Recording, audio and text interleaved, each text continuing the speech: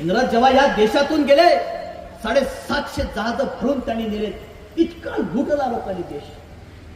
आणि तुम्हाला एक गोष्टीचं आश्चर्य वाटेल की ब्रिटिशांचा कालावधी सोडला तर जगातली सगळ्यात जास्त लोकसंख्येचा देश हा कायम भारतच राहिलेला आहे. मागे मी अटल बिहारी वाजपेयींचं एक जुनं भाषण ऐकत होतो होळकरकर साहेब. ते असं म्हणतात की मी जेव्हा अफगाणिस्तानला गेलो मी तिथल्या अधिकाऱ्यांना विचारलं की मला गजनी बघायचं. गजनी. त्यांना आश्चर्य वाटलं. गजनी? या गजनी ये क्या है? गजनी काय आहे? तेवढं तुमच्या अफगाणिस्तानमध्ये कुठेतरी एक गाव आहे मला ते बघायचं आहे. तेवढं गजनीचं आमच्या अफगाणिस्तानच्या इतिहासामध्ये काही स्थान नाही. त्यांनी शोध घेतला. त्यांना लक्षात आलं एक छोटंसं गाव आहे. तेवढे अटलजींना बोले तुम्ही तिकडे जाऊन काय करणार आहे? अटलजी बोले नाही नाही मला जायचंच आहे बघायचंच आहे. अटल बिहारी वाजपेयी त्या गावाला गेले आणि अटल बिहारी वाजपेयी म्हणतात एक छोटंसं गाव छोटंसं खेड मागास खेड त्या गावातला एक लुटारू मोहम्मद गजनी या देशावर चाल करून येतो आणि ह्या देशाला लुटून जातो. हे खरं म्हणजे चिंतनाची गोष्ट आहे. मग का झाला असं? का लुटला भारत?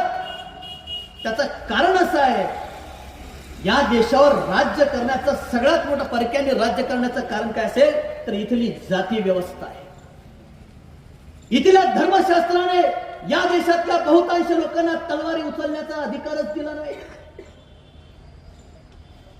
एखाद्याने पूजा करायची एखाद्याने तलवारी उचलायची बाकीच्यांनी त्याची सेवा करायची. ज्याच्या हाती तलवारच नाही ज्या वर्गाच्या हाती तलवारच नाही त्याला तलवार चालवताच येणार नाही. तो लढेल कसा? कोणाच्या विरोधात लढेल? मुडवर लोक इथे लढायला प्रशिक्षित असायची. मग महाराज काय करतात तर ग्रँड डफच्या हवाल्याने देऊन सांगतो. ग्रँड डफ नावाचा एक इतिहासकार होऊन गेला. तो असं म्हणतो की शिवाजी राजांच्या नेतृत्वाखाली मावळातले कोळी आदिवासी आणि महार छत्रपती शिवाजी राजांच्या निशाणाखाली एक आले. मी नाही म्हणत ग्रँड डफ म्हणतो.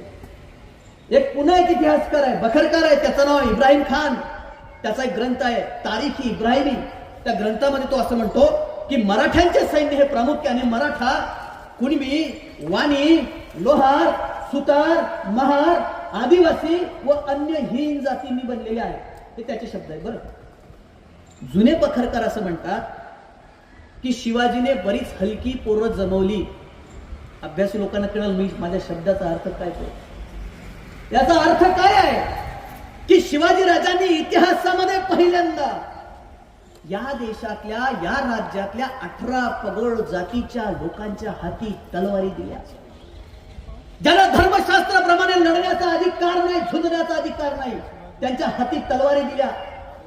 त्यांना सांगितलं जा आणि मर्दुमकी गाजवा स्वराज्य तुमचं आहे लढा.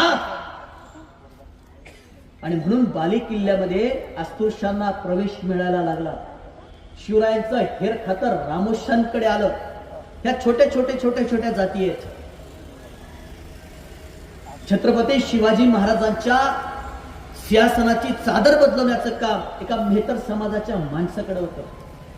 महाराजांसोबत लढायला मुसलमान सुद्धा आहेत आदिवासी आहेत भांडारी आहेत कातकरी आहेत आगरी आहेत कोळी आहेत. हे कोण आहेत? हे सगळ्या लहान जात समूह आहेत ज्यांना इतिहासामध्ये या देशामध्ये कधी लढण्याची ताकद मिळाली नाही ज्यांना कधी लढूच दिल्या नाही ज्यांना कधी शौर्य गाजवूच दिल्या नाही.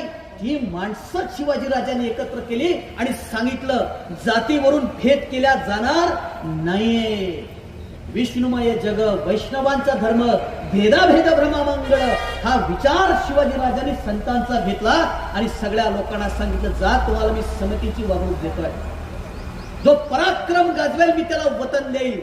मग तो कुणबी असो तेली असो माळी असो धनगर असो वाणी असो लिंगायत असो मातंग असो मार असो कुंभार असो सोनार असो मुसलमान असो जा आणि पराक्रम गाजवा. आणि ही या देशातली पहिली सामाजिक क्रांती छत्रपती शिवाजी महाराजांनी घडवून आणली.